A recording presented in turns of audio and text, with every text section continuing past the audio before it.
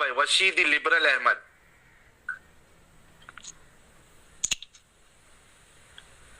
तो एडम जी यहाँ मौजूद हैं।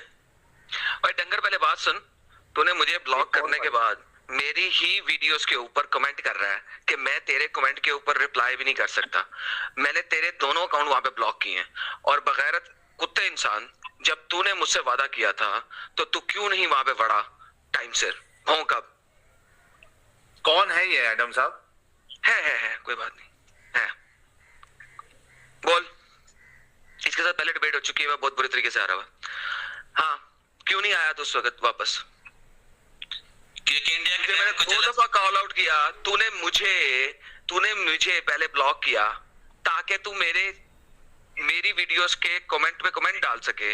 तूने कमेंट डाले, मैं ताकि तुझे रिस्पॉन्ड ना कर सकूं, मैंने तेरे लिए स्पेशल कम्युनिटी पोस्ट बनाई। कम्युनिटी